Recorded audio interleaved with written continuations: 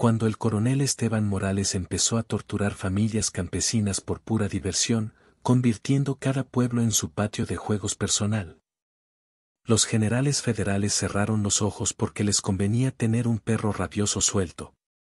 Pero desde las montañas de Chihuahua, cabalgando 400 millas de pura rabia, llegó Francisco Villa con una promesa que helaría la sangre del mismísimo diablo. Ese uniforme manchado de sangre inocente se convertiría en su mortaja. Bienvenido al canal Sombreros y Fusiles. Déjanos saber desde dónde nos escuchas y prepárate, porque lo que viene va a marcarte para siempre. Era el otoño del año 15, cuando las hojas caían como lágrimas secas y la revolución ardía en cada rincón de México como fuego que no se apaga. Las tropas carrancistas controlaban las ciudades, los hacendados seguían abusando desde sus fortalezas y el pueblo pagaba con sangre los caprichos de quienes se creían dueños del país. Pancho Villa estaba en su campamento de Namiquipa, reorganizando a sus dorados después de una serie de victorias que habían puesto nervioso al gobierno. Tenía los hombres descansados, las armas limpias y en el corazón esa sed de justicia que lo había convertido en pesadilla de los poderosos. Estaba revisando los reportes de sus espías cuando llegó corriendo Tomás Ornelas, uno de sus exploradores más confiables, con la cara descompuesta y las manos temblorosas como si hubiera visto al diablo bailando. Mi general, le dijo quitándose el sombrero con respeto, traigo noticias que le van a hervir la sangre hasta los huesos. Villa levantó la vista del mapa que estaba estudiando. Tenía los ojos cansados por las muchas batallas, pero aún brillaban con esa luz que ponía a temblar a sus enemigos. Habla, Tomás. ¿Qué es lo que tanto te apura? El hombre se pasó la manga por la frente sudorosa antes de soltar las palabras que iban a cambiar el rumbo de todo. Un coronel federal anda haciendo atrocidades que ni las bestias del monte harían, mi general. Se llama Esteban Morales y convirtió todo el valle de San Buenaventura en su matadero personal. Villa soltó el lápiz que tenía en las manos. Por un momento, el campamento se llenó de ese silencio pesado que viene antes de la tormenta. Los hombres que estaban cerca dejaron de hacer lo que hacían, sintiendo que algo terrible se estaba cocinando. ¿Qué clase de atrocidades?, preguntó Villa, y en su voz había algo que hacía que hasta los más bragados se pusieran tiesos. Tomás tragó saliva antes de seguir. Ese desgraciado agarra familias enteras, mi general. No por información, no por dinero, no por nada que tenga sentido. Las tortura porque le gusta, porque se divierte viendo sufrir a la gente inocente. Dicen que tiene una casa especial donde lleva a sus víctimas y que los gritos se escuchan hasta el amanecer. Villa se quedó parado mirando hacia las montañas donde el sol se ponía como herida abierta. En su mente se agolparon recuerdos de su propia infancia, cuando él también había conocido el miedo y la indefensión. Recordó las caras de los campesinos que había visto en los pueblos, esa gente trabajadora que solo pedía vivir en paz.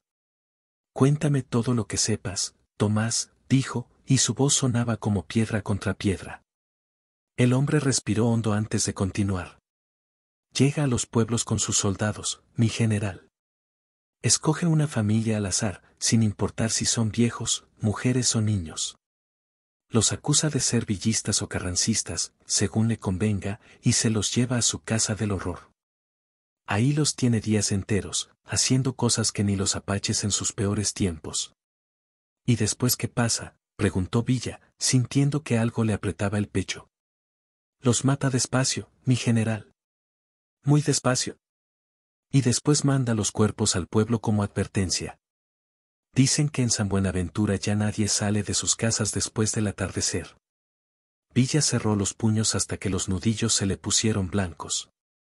A su alrededor, los dorados empezaban a juntarse, sintiendo que algo grande se estaba fraguando. Rodolfo Fierro se acercó con su paso silencioso, como siempre hacía cuando presentía problemas. ¿Qué onda, mi general?, preguntó Fierro viendo la cara de Villa. Hay un coronel federal que se está divirtiendo torturando familias inocentes, Rodolfo, contestó Villa sin voltear a verlo. Y parece que nadie hace nada para pararlo. Fierro escupió en el suelo con desprecio. Órale, ¿y qué vamos a hacer? Villa se volteó hacia él y en sus ojos había esa determinación que había llevado a la División del Norte a la victoria en tantas batallas. Vamos a ir por él, hermano. Vamos a ir por él y le vamos a enseñar que en tierra mexicana nadie tortura inocentes sin pagar el precio. Tomás se atrevió a interrumpir. Mi general, dicen que tiene toda una compañía bajo su mando y que el gobierno le da protección total. No va a ser fácil.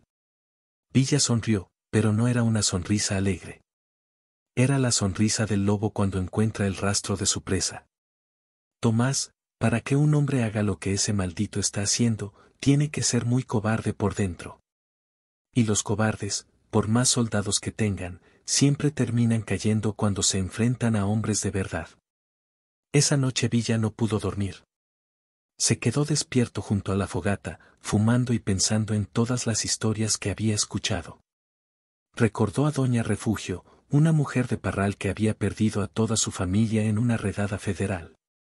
También pensó en las palabras de su madre, que siempre le decía, hijo, Dios aprieta pero no ahorca, y al que daña a los inocentes, tarde o temprano se le cobra con intereses. Al amanecer, Villa ya había tomado su decisión. Llamó a sus hombres de confianza y les dijo, muchachos, nos vamos para San Buenaventura. Vamos a buscar a un coronel que se cree el dueño de la vida y la muerte.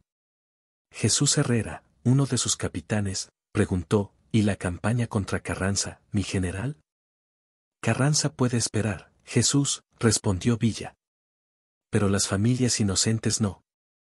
Cada día que pase, ese desgraciado va a torturar más gente y eso no lo voy a permitir. Y así fue como Francisco Villa, el hombre que había derrotado ejércitos enteros, que había tomado ciudades y ganado batallas imposibles. Dejó todo para ir tras un coronel que había convertido la tortura en su pasatiempo favorito. Villa escogió cuidadosamente a quienes lo acompañarían. No podía llevar a toda la División del Norte. Necesitaba un grupo pequeño, silencioso, que pudiera moverse sin llamar la atención. Después de mucho pensarlo, eligió a 4 personas que sabía que no le fallarían cuando las cosas se pusieran feas. El primero, como siempre, era Rodolfo Fierro, su mano derecha, el hombre que había estado con él en las buenas y en las malas. Fierro era callado, letal y tenía esa lealtad ciega que no se compra con dinero. El segundo era Macedonio Herrera, un rastreador nato que conocía cada piedra entre Chihuahua y Coahuila. Macedonio podía seguir el rastro de una hormiga en la roca y encontrar agua donde otros solo veían muerte. La tercera era María Sandoval, una mujer de Durango que había perdido a sus 3 hijos en una masacre federal. María tenía las manos sabias para curar heridas y el corazón duro para la venganza.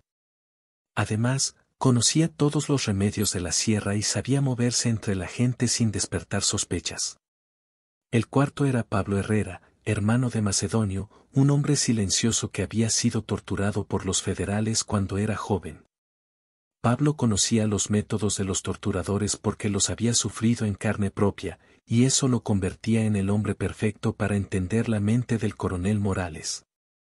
Salieron de Namiquipa una madrugada sin luna, llevando solo lo necesario, armas, un poco de comida y la determinación férrea de hacer justicia.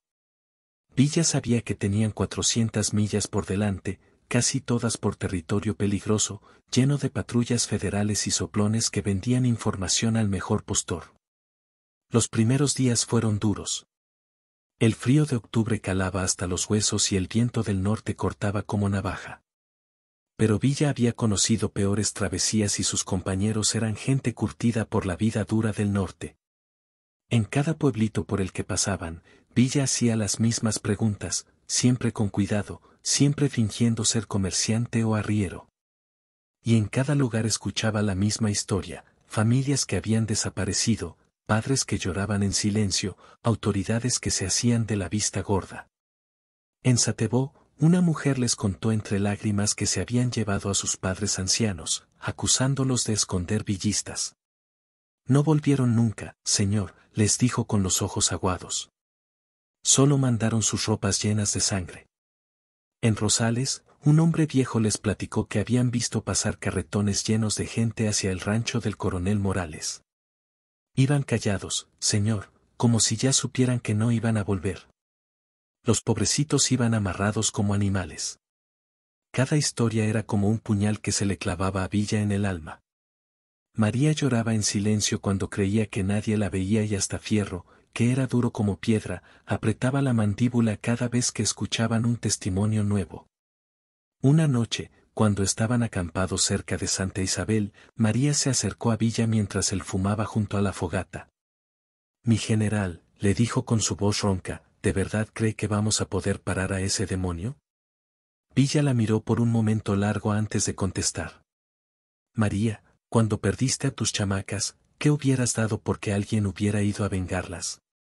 «Todo, mi general. Hubiera dado todo». «Pues eso mismo están sintiendo todas esas familias que hemos dejado atrás. Y si nosotros no hacemos algo, ¿quién lo va a hacer? ¿Los federales que le dan protección a ese animal? ¿Los ricos que nada más se preocupan por sus haciendas?». María asintió con la cabeza, secándose las lágrimas con el rebozo. «Tiene razón, mi general. Es que a veces pienso en toda esa pobre gente y se me parte el alma». «A mí también se me parte, hermana», confesó Villa. «Pero el dolor que sentimos nosotros no es nada comparado con el de esas familias. Por eso no podemos fallar». Al séptimo día de camino, cuando ya estaban cerca de San Buenaventura, Macedonio los detuvo con gestos. Había encontrado algo. En un claro junto a un arroyo, había restos de una fogata apagada y señales de que había pasado mucha gente.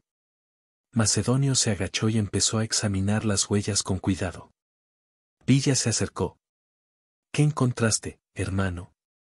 Macedonio señaló las marcas en la tierra. «Soldados federales, mi general. Como 20. Pasaron hace 3 días, llevando gente amarrada». Fierro escupió con rabia. «Estamos cerca del hijo de la chingada». Villa sintió que el corazón se le aceleraba. Por fin tenían un rastro fresco. Pero también sabía que eso significaba que hacía apenas 3 días un grupo de inocentes había pasado por ahí rumbo a un destino que muy probablemente sería su condena. «¿Cuántos crees que llevaban?», le preguntó a Macedonio. El rastreador contó las huellas y respondió, «Como 10 personas, mi general. Hombres, mujeres y hasta niños, por el tamaño de las pisadas». María se persignó. «Dios santo, 10 almas más en las garras de ese demonio». Villa se quitó el sombrero y se pasó la mano por el pelo, que ya empezaba a encanecer por las preocupaciones. «Pues entonces ya no tenemos tiempo que perder. Esta misma noche llegamos al valle y mañana empezamos a buscar a ese maldito». Pero conforme se acercaban al pueblo, Villa sentía una presión en el pecho que no le gustaba nada. Era como si el aire mismo estuviera envenenado. Los pájaros no cantaban, los coyotes no aullaban y hasta los caballos parecían nerviosos.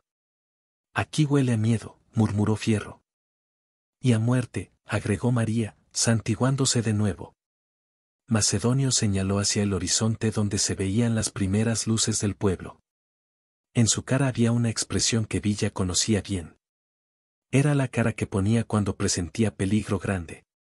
«Tranquilos, muchachos», dijo Villa, pero él mismo sentía que algo malo los esperaba.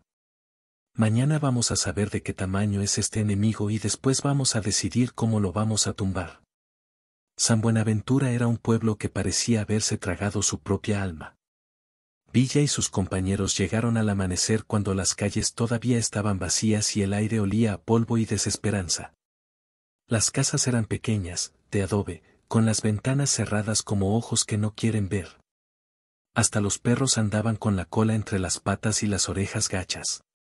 Se detuvieron en la única fonda que tenía abierta, un lugar pequeño donde una mujer mayor los recibió con desconfianza. Villa pidió café y tortillas para todos, fingiendo ser comerciante que venía de Chihuahua. «¿Cómo está el negocio por aquí, señora?», preguntó Villa con su mejor sonrisa. La mujer lo miró de reojo antes de contestar. «Está muy tranquilo, señor. Aquí no pasa mucho».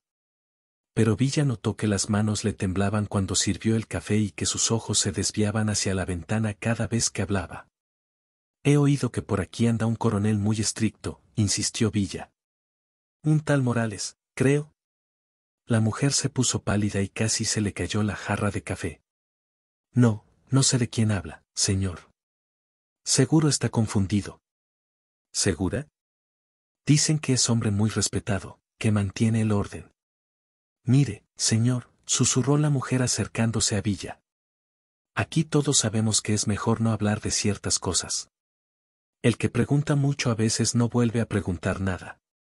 Villa intercambió una mirada con Fierro.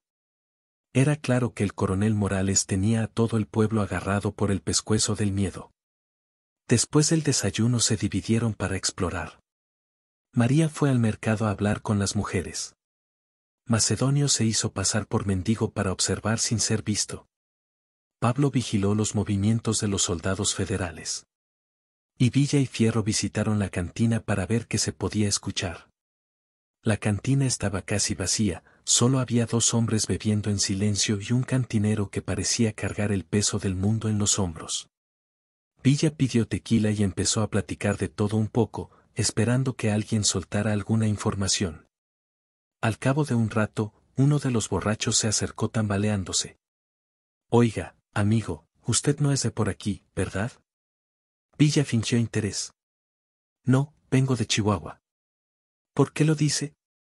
Porque si fuera de aquí ya sabría que después de las 8 de la noche nadie sale a la calle. ¿Y eso por qué? El borracho miró alrededor con nerviosismo antes de susurrar, porque a esa hora el coronel Morales sale a cazar. Villa sintió que la sangre se le helaba. ¿A cazar qué? Familias, amigo. Familias enteras. Dice que así mantiene el orden, pero todos sabemos que lo hace porque le gusta. Ese hombre no está bien de la cabeza. Fierro se inclinó hacia adelante. ¿Y las autoridades qué dicen? El borracho se rió con amargura. ¿Cuáles autoridades, amigo? El coronel Morales es la autoridad. Tiene órdenes directas de México para hacer lo que se le dé la gana. El alcalde y el juez nada más son sus títeres. Cuando salieron de la cantina, Villa tenía la mandíbula apretada como yunque. Se encontraron con María en la plaza y su cara confirmó que las noticias no eran buenas. ¿Qué averiguaste, hermana? Las mujeres están muertas de miedo, mi general. Dicen que en los últimos 4 meses han desaparecido como 30 familias del pueblo y de los ranchos cercanos. Y no nada más pobres. También se ha llevado a gente que tiene algo, pero que no se atreve a protestar. ¿Por qué no protestan? Porque a los que protestan les pasan cosas peores, mi general. A don Macedonio Espinosa, que fue a reclamar cuando se llevaron a su familia completa, lo encontraron colgado en la plaza 3 días después, pero antes le habían sacado los ojos y cortado la lengua. Macedonio apareció de entre las sombras y se acercó al grupo. ¿Qué viste, hermano?, le preguntó Villa. El coronel tiene su cuartel en el rancho grande que está como a 5 millas del pueblo, mi general. Ahí tiene a toda su gente y ahí es donde lleva a las familias. Pablo se unió al grupo con información fresca. Hablé con un soldado desertor, mi general. Dice que el coronel Morales no está bien de la cabeza. Que disfruta torturando gente y que sus propios soldados le tienen miedo. Villa juntó a sus compañeros en un callejón apartado. Órale, pues ya sabemos dónde está el nido de víboras. Ahora necesitamos saber exactamente cómo opera y qué tan fuerte está. ¿Y si intentamos hablar con él?, sugirió María. A lo mejor podemos hacerle entrar en razón. Fierro soltó una risa seca. María, un hombre que tortura familias por diversión, ya perdió toda la razón que pudo haber tenido. Pero Villa quiso intentarlo. Sabía que tenía pocas posibilidades, pero también sabía que si las cosas se ponían feas, quería poder decir que había tratado de resolver el problema sin violencia. Esa tarde Villa se vistió con su mejor ropa y se dirigió hacia el rancho que Macedonio había identificado como el cuartel del coronel Morales.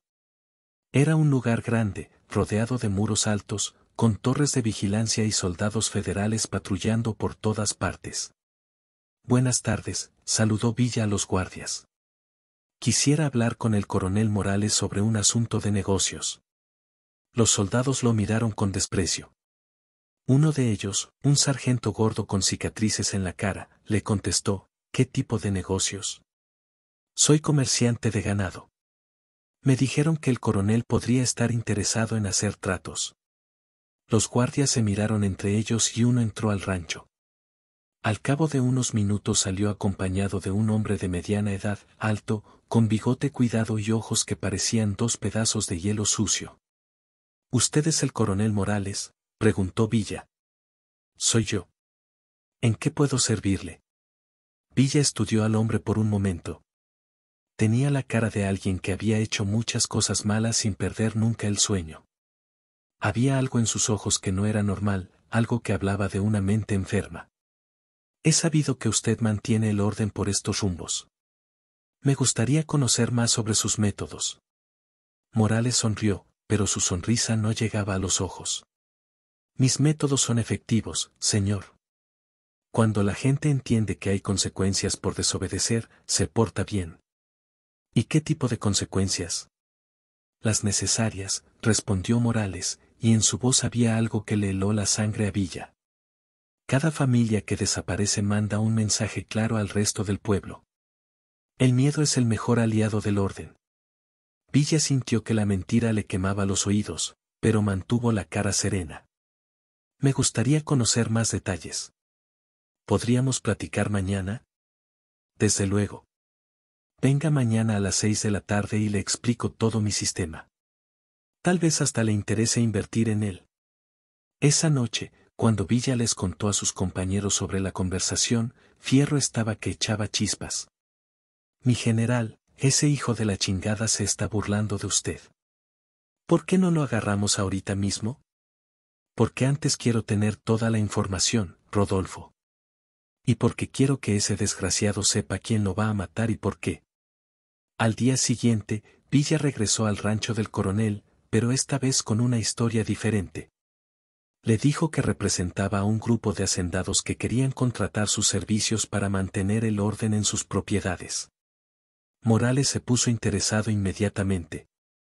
¿Qué tipo de desorden tienen? Campesinos que se quejan de los sueldos, familias que protestan por las condiciones de trabajo, ese tipo de cosas, improvisó Villa. Los ojos de Morales se iluminaron con una luz enfermiza. Ah, eso tiene fácil solución. Usted escoge 2 o 3 familias al azar, me las señala, y yo me encargo de que sirvan de ejemplo. En una semana no va a tener más problemas. ¿Y qué les hace exactamente? Morales se inclinó hacia adelante con una sonrisa que daba escalofríos. Señor, yo he perfeccionado el arte de quebrar la voluntad humana. Tengo métodos que hacen que la gente prefiera morir antes que seguir viviendo. Y lo mejor es que después de 1 o 2 ejemplos, el resto del pueblo se porta como angelitos.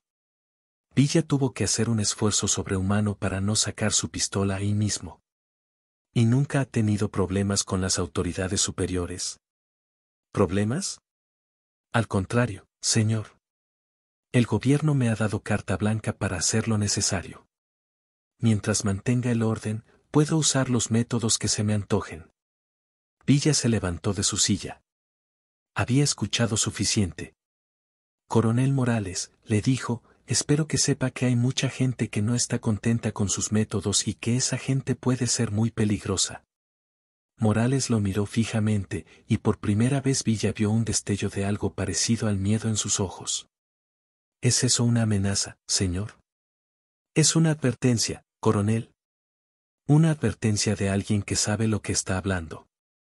Cuando Villa salió del rancho, sabía que los dados estaban echados. Morales ya sabía que alguien andaba investigando sus crímenes y eso significaba que las cosas se iban a poner peligrosas muy pronto.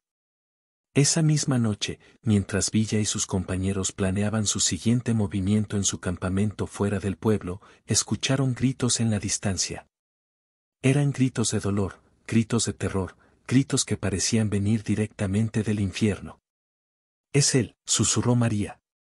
Es el coronel con una nueva víctima. Villa se puso de pie. Ya no podemos esperar más, muchachos. Mañana mismo vamos por ese demonio. Al amanecer, cuando entraron al pueblo, encontraron 3 cuerpos colgados en la plaza. Eran un hombre, su esposa y su hijo adolescente. Cada uno tenía señales de torturas que Villa prefirió no describir ni siquiera en su mente.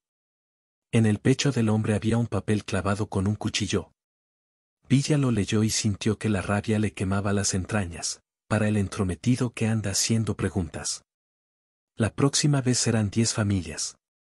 Coronel Morales. Fierro se acercó a él. Mi general, ya no hay nada que platicar. Villa asintió sin quitar los ojos de los cuerpos. No, Rodolfo. Ya no hay nada que platicar.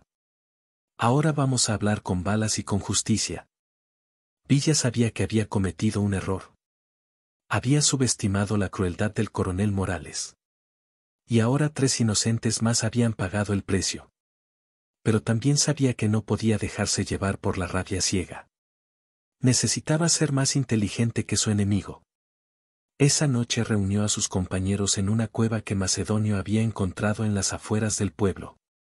Era un lugar seguro, con buena vista del camino y varias salidas en caso de que llegaran problemas. Muchachos, les dijo, vamos a cambiar de estrategia. Ya no podemos fingir que somos comerciantes o gente pacífica. Morales sabe quiénes somos y está dispuesto a matar inocentes para provocarnos. Pero eso también significa que ya no tiene que fingir que es un militar respetable. María tenía los ojos rojos de llorar por la familia muerta. ¿Qué vamos a hacer, mi general? Vamos a usar lo que sabemos hacer mejor, hermana. Vamos a pelear, pero no vamos a pelear como él espera. Vamos a ser la sombra que lo persigue hasta el infierno. Oye, si llegaste hasta aquí y te está gustando la historia, no olvides suscribirte al canal porque esto apenas va empezando. Villa había pasado años peleando contra enemigos más fuertes y mejor armados. Sabía que cuando no puedes ganar con fuerza, tienes que ganar con astucia. Y tenía algunas ideas que podrían funcionar perfectamente. Lo primero que hicieron fue reclutar aliados en el pueblo. Villa sabía que por cada familia que había perdido un ser querido, había una familia dispuesta a luchar. El problema era identificarlos sin poner en peligro a la gente inocente. María resultó ser perfecta para esto. Como mujer y como curandera podía acercarse a otras mujeres sin despertar sospechas. En 3 días había identificado a 12 familias que estaban dispuestas a ayudar, incluyendo al padre Anselmo Ruiz, un cura joven que había llegado al pueblo después de que asesinaran a su predecesor por protestar contra las atrocidades. Ese coronel es el mismísimo demonio, señor Villa, le dijo el padre Ruiz cuando se reunieron en secreto en la iglesia. He visto lo que les hace a las familias, cómo las destruye. Si puedo ayudar a pararlo, lo voy a hacer. También se sumó don Aurelio Campos, un veterano de la guerra contra los franceses que había perdido a su nieta en las garras del coronel. Ese maldito se llevó a mi nieta de 15 años, les explicó con la voz quebrada. La torturó 3 días antes de matarla. Yo sé dónde guarda a sus víctimas y conozco todos los movimientos de sus soldados. Macedonio se había convertido en su espía principal. El rastreador podía moverse como sombra y su apariencia humilde lo hacía invisible para los federales, que lo veían como un campesino más. En una semana, Macedonio había mapeado toda la operación del coronel Morales. El rancho estaba perfectamente fortificado, pero tenía puntos débiles que solo alguien con experiencia militar podría identificar. Morales tenía allí como 40 soldados, pero la mayoría eran conscriptos forzados que no tenían lealtad real hacia su comandante. La casa donde tortura está separada del cuartel principal, reportó Macedonio. Ahí es donde tiene a las víctimas. Siempre hay gritos por las noches, mi general. Siempre. Pablo había logrado contactar a 3 soldados federales que estaban hartos de los métodos del coronel. No todos están de acuerdo con lo que hace, mi general, le dijo Pablo. Hay soldados que nada más siguen órdenes por miedo, pero que estarían dispuestos a voltearles si tuvieran garantías de protección. Villa estudió toda la información durante horas. El coronel Morales era fuerte, pero no era invencible. Tenía soldados, pero muchos no eran leales. Tenía armas, pero Villa tenía algo más poderoso, tenía la razón de su lado. La primera fase del plan era crear caos en las filas del coronel. Villa sabía que los hombres como Morales dependían del miedo para mantener el control, pero cuando ese miedo se voltea en su contra, se vuelven vulnerables como niños. La primera diversión fue envenenar el suministro de agua del rancho. María conocía plantas del desierto que podían enfermar a los soldados sin matarlos, pero los dejarían debilitados por días. Una noche, mientras Fierro creaba una distracción peleándose con borrachos en el pueblo, María se deslizó hasta los pozos del rancho y mezcló su veneno en el agua. Al día siguiente, 20 soldados amanecieron con cólicos y fiebre. Morales tuvo que mandar a buscar un médico militar a Chihuahua y eso significaba menos hombres vigilando el rancho. La segunda diversión fue incendiar los establos. Don Aurelio sabía exactamente dónde guardaban los caballos y cómo llegar sin ser visto. Una noche sin luna, él y Macedonio se deslizaron hasta allá y prendieron fuego a los corrales. Para cuando los guardias se dieron cuenta, 15 caballos habían muerto y otros 10 estaban tan lastimados que no servían para nada. Morales estaba furioso. Mandó más guardias a los establos, lo que significaba menos protección en la casa de torturas. La tercera diversión fue la más peligrosa, pero también la más efectiva. Villa había logrado contactar con el sargento Patricio Moreno, uno de los oficiales del coronel. Moreno tenía un hermano menor que había sido torturado y asesinado por Morales después de que el coronel se enterara de que el muchacho había hablado mal de él en una cantina. Mira, Patricio, le dijo Villa cuando se reunieron en secreto. Tú sabes que lo que está haciendo tu coronel está mal y tú sabes que tarde o temprano va a terminar matando a más gente inocente. Moreno tenía los ojos llorosos. Pero si me descubre, me mata a mí también. Si no hacemos nada, va a seguir matando gente inocente como tu hermano. Al menos así puedes vengarlo. Moreno lo pensó durante 2 días antes de decidirse. Finalmente le entregó a Villa un mapa detallado del rancho, incluyendo los horarios de los guardias, los puntos ciegos de vigilancia, y lo más importante, la ubicación exacta de la casa de torturas donde tenía a sus víctimas actuales. Hay algo más que necesitas saber, le dijo Moreno. El coronel no tiene a todas las víctimas en el mismo lugar. Tiene una casa especial más adentro del rancho donde guarda a las que usa para sus experimentos más crueles. ¿Qué tipo de experimentos? Moreno tragó saliva. Cosas que no deberían existir, señor Villa. Métodos de tortura que inventó él mismo. Dice que está perfeccionando el arte de quebrar la mente humana. Villa sintió que algo se le quebraba por dentro. ¿Cuántos tiene ahí? Como 10 personas. Familias completas que han estado meses en sus manos. Los que sobreviven ya no están bien de la cabeza. Esa noche Villa no pudo dormir. Se quedó despierto junto a la fogata, fumando y tratando de no imaginarse lo que esas familias habían sufrido. María se acercó y se sentó junto a él. Mi general, ¿en qué está pensando? En toda esa gente que está sufriendo mientras nosotros estamos aquí planeando, hermana. En todos los que murieron mientras nosotros veníamos caminando por el desierto. María puso su mano sobre el brazo de Villa. Mi general, usted no puede cargar con culpas que no son suyas. El culpable de todo esto es ese demonio del coronel. Nosotros vamos a salvar a los que podamos y vamos a hacer que pague por los que ya no están. Villa la miró con ojos cansados. ¿Tú crees en la justicia divina, María? Claro que sí, mi general. Pues yo creo que a veces Dios necesita manos humanas para hacer justicia, y creo que por eso estamos aquí. 3 días después, Villa decidió que ya era hora. Tenían toda la información que necesitaban, tenían al sargento Moreno como aliado interno y habían debilitado las defensas del coronel lo suficiente. Era tiempo de ir por él. La noche del ataque, Villa reunió a todo su grupo, Fierro, María, Macedonio, Pablo, el padre Ruiz, don Aurelio y 8 hombres del pueblo que habían perdido familiares. No era un ejército, pero era gente con el corazón lleno de justicia y las manos firmes para pelear. Muchachos, les dijo Villa, mañana vamos a entrar a ese rancho y vamos a sacar a esa gente inocente. Algunos de ustedes pueden morir, eso lo sé y ustedes también lo saben. Pero si no hacemos esto, van a morir muchos más inocentes y nosotros no vamos a poder vivir con esa culpa. Don Aurelio, que ya tenía 60 años y temblaba de los nervios, levantó la mano. Mi general, yo no soy pistolero ni soldado, pero perdí a mi nieta en las manos de ese demonio y prefiero morir peleando que vivir con esta tristeza.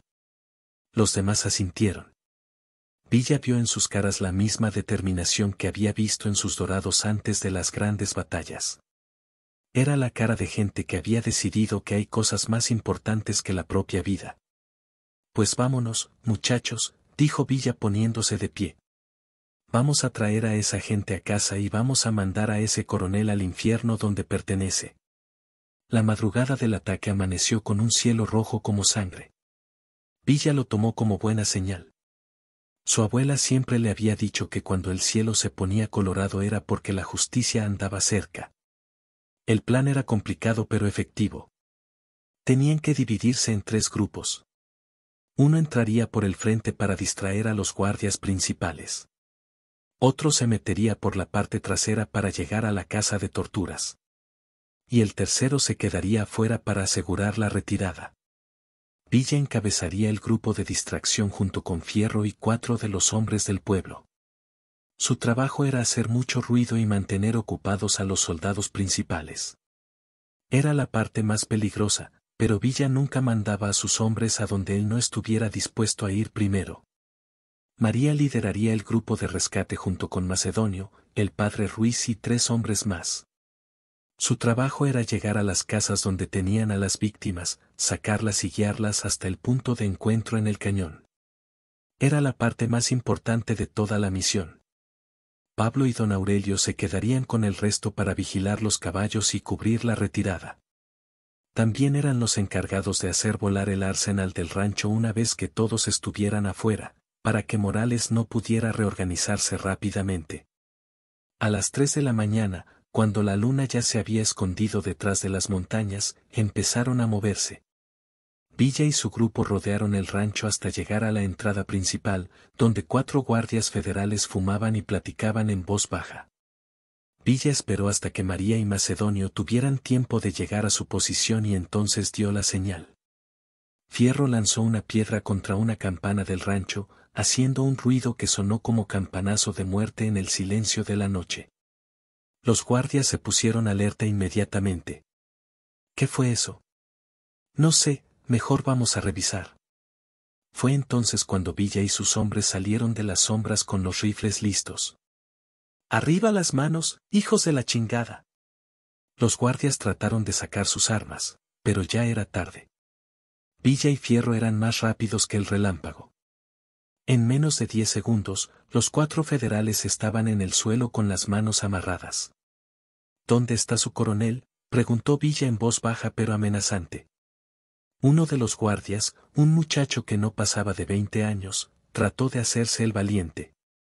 No le voy a decir nada, villista. Fierro le puso la pistola en la cabeza. Mi general, ¿le vuelo los sesos a este cabrón? Villa levantó la mano. Todavía no, Rodolfo. Se agachó junto al muchacho. Mira, chamaco, yo no soy un hombre malo por naturaleza, pero cuando veo lo que su coronel les ha hecho a esas familias inocentes, se me despierta el demonio que cargo adentro. Así que te voy a dar una oportunidad, me dices dónde está Morales y dónde tiene a las víctimas, o mi amigo aquí te va a enseñar por qué le dicen el carnicero. El muchacho miró los ojos de Villa y vio en ellos algo que lo convenció de que no estaba bromeando.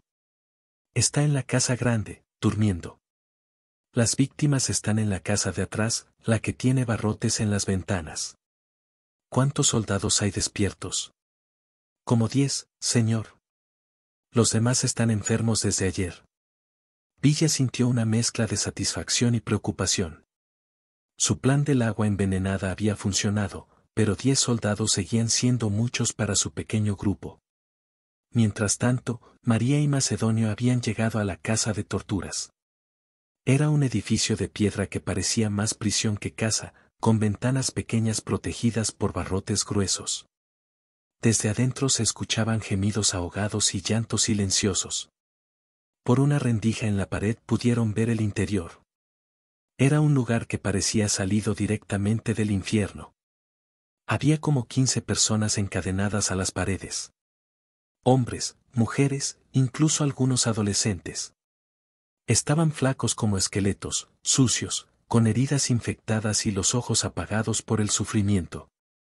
En una silla junto a la puerta, un soldado borracho dormitaba con una botella de mezcal en la mano.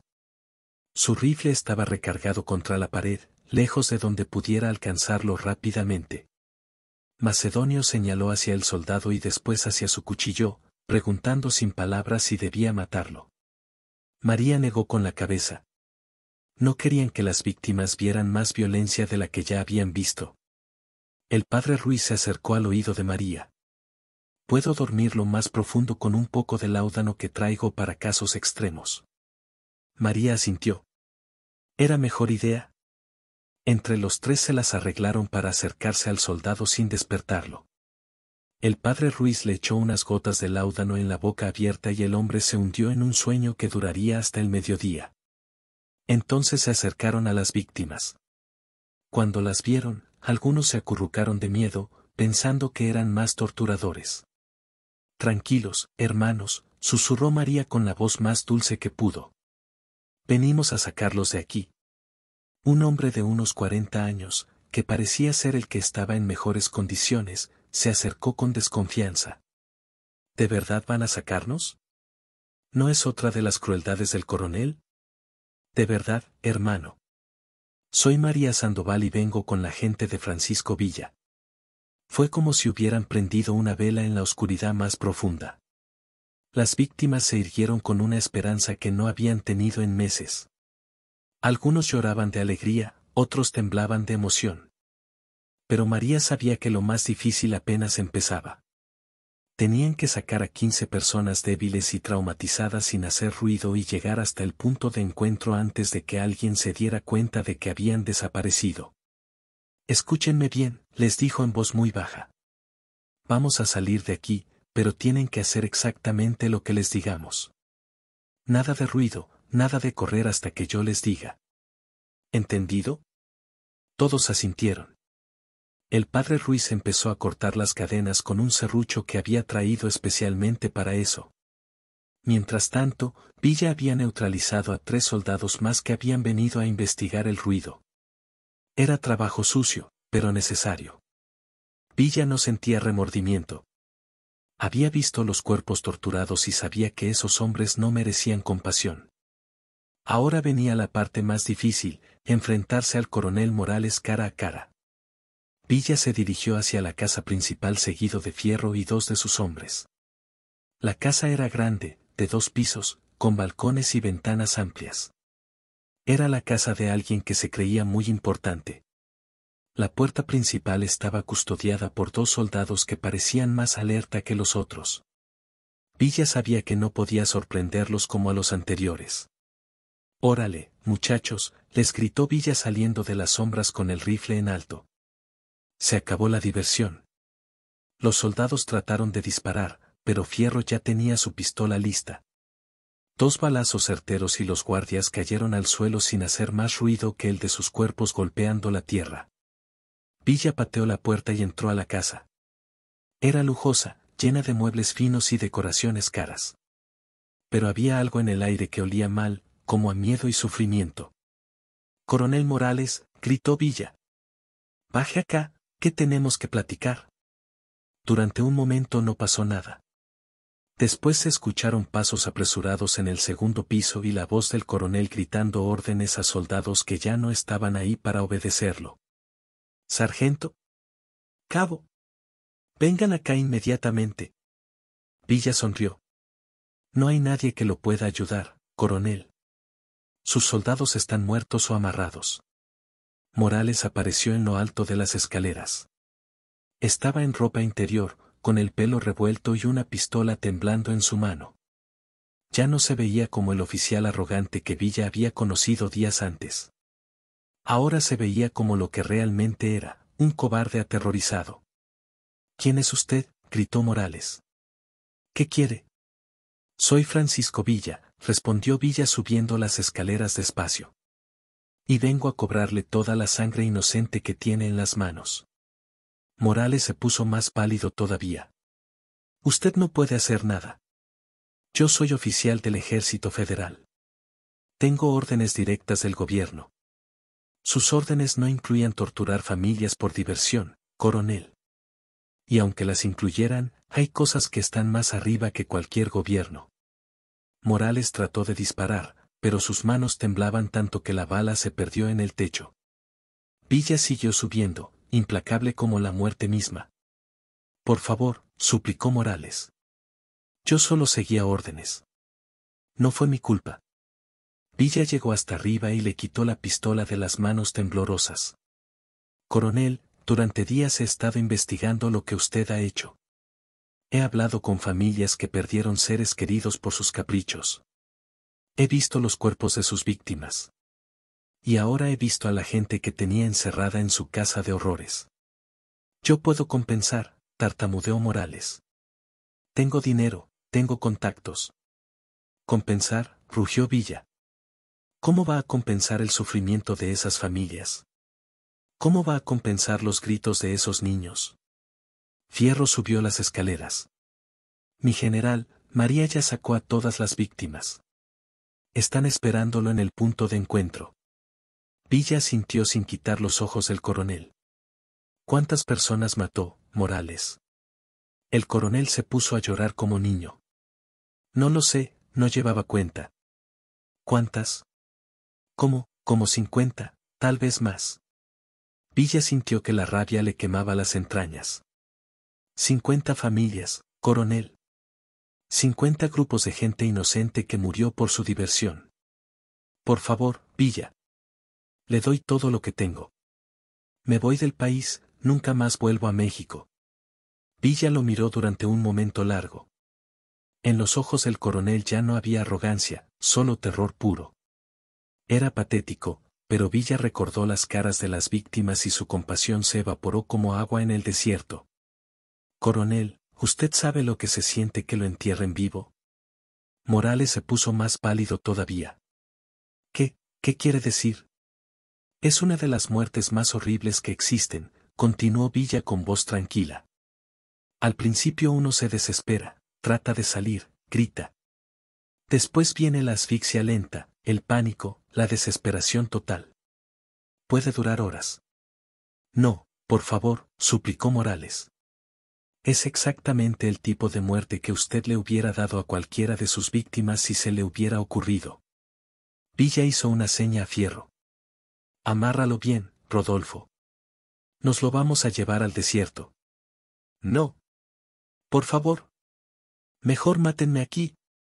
No, coronel. Usted va a pagar con la misma moneda que usó con tanta gente inocente. Salieron del rancho cuando empezaba a amanecer. Pablo había cumplido su parte y el arsenal del coronel estaba ardiendo en llamas que se veían desde millas de distancia. Las 15 víctimas rescatadas iban en carretas, débiles pero vivas, cuidadas por María y el padre Ruiz. Villa cabalgaba al frente con el coronel Morales amarrado como costal sobre un caballo. El hombre había dejado de suplicar y ahora solo gemía como animal herido. Llegaron a un lugar en el desierto donde la tierra era blanda y fácil de cavar. Villa ordenó que hicieran un hoyo del tamaño exacto de un ataúd. Coronel, le dijo Villa cuando terminaron de cavar, durante meses usted disfrutó el sufrimiento ajeno. Convirtió la tortura en su entretenimiento personal. Ahora va a entender lo que sintieron sus víctimas. Morales trató de correr, pero Fierro lo detuvo fácilmente. Mi general, ¿seguro que así lo quiere hacer? Villa miró hacia las víctimas rescatadas, que observaban desde lejos. En sus caras veía algo que no había visto en mucho tiempo, esperanza de que por fin se haría justicia. Así lo quiero hacer, Rodolfo. Metieron al coronel en el hoyo. El hombre gritaba y suplicaba, pero Villa ya había cerrado su corazón a toda compasión. Empezaron a echar tierra sobre él, despacio, muy despacio. Por favor, Villa. Tengo familia. Tengo hijos. Las familias que usted torturó también tenían hijos, coronel. Siguieron echando tierra. Morales trató de salir, pero los hombres de Villa lo empujaban hacia abajo con palos. El terror en sus ojos era total, absoluto. «No puedo respirar. Me ahogo». Ahora sabe cómo se sintieron sus víctimas. Cuando la tierra le llegó al cuello, Morales ya no podía ni gritar. Solo abría la boca como pez fuera del agua, desesperado por aire que ya no llegaba. Villa se agachó junto al hoyo. «Coronel, esto es por todas las familias que torturó. Esto es por todos los inocentes que murieron por su diversión. Y esto es para que entienda que en México hay justicia, aunque tarde en llegar». Echaron la última palada de tierra. El coronel Esteban Morales, que había convertido la tortura en arte y el sufrimiento en placer, murió enterrado vivo en el desierto de Chihuahua, pagando con su propia medicina por todos los horrores que había cometido. Villa se quedó parado junto a la tumba improvisada mientras el sol salía completo sobre las montañas. Las 15 víctimas rescatadas lo miraban con una mezcla de gratitud y alivio que valía más que todas las victorias militares del mundo. «Ya está, hermanos», les dijo Villa. «Ya no van a sufrir más. Ese demonio ya pagó por todo lo que les hizo». María se acercó a él. «Mi general, ¿cree que hicimos lo correcto?». Villa miró hacia la tumba y después hacia las víctimas. «María, hay veces en que la justicia tiene que ser dura para que sea verdadera justicia. Ese hombre torturó y asesinó a 50 familias por pura diversión. No merecía una muerte rápida». Fierro se unió a la conversación. «¿Y ahora qué hacemos, mi general?». «Ahora llevamos a esta gente a lugares seguros donde puedan recuperarse. Y después seguimos peleando por todos los que no tienen quien los defienda». El convoy empezó a moverse hacia el pueblo cuando el sol ya estaba alto. Era un amanecer diferente para todos. Para las víctimas rescatadas, era el amanecer de una nueva vida sin miedo. Para Villa y sus hombres, era la confirmación de que su lucha tenía sentido. Villa cabalgaba al frente pensando en todas las injusticias que aún quedaban por corregir, en todos los poderosos que abusaban de su posición para lastimar a los indefensos. Pero también pensaba en las 15 personas que habían salvado, en las familias que ya no sufrirían en las manos del coronel Morales. Cuando llegaron al pueblo de San Buenaventura, la gente salió de sus casas por primera vez en meses. El miedo había desaparecido de sus rostros. Los niños volvieron a jugar en las calles y las mujeres pudieron caminar sin terror. Don Aurelio se acercó a Villa cuando estaban preparándose para partir. «Mi general, ¿cómo le vamos a agradecer lo que hizo?». «No me tiene que agradecer nada, don Aurelio. Nada más cuiden a esa gente que rescatamos y asegúrense de que nunca más pase algo así en su pueblo». «¿Y si llegan más federales como el coronel?». Villa sonrió, pero esta vez era una sonrisa de verdad. «Si llegan, mándenme aviso. Siempre voy a tener tiempo para este tipo de justicia». Francisco Villa y sus compañeros se perdieron en el horizonte dejando atrás un pueblo libre del miedo. 15 familias salvadas de un destino horrible y un coronel sádico enterrado en el desierto como advertencia para todos los que crean que pueden torturar inocentes sin consecuencias. La leyenda dice que en las noches de viento fuerte, todavía se pueden escuchar los gritos del coronel Morales pidiendo perdón por sus crímenes, pero que el desierto nunca le responde porque hay pecados que no tienen perdón. Si llegaste hasta acá y querés seguir aprendiendo historias como esta, suscríbete al canal Sombreros y Fusiles.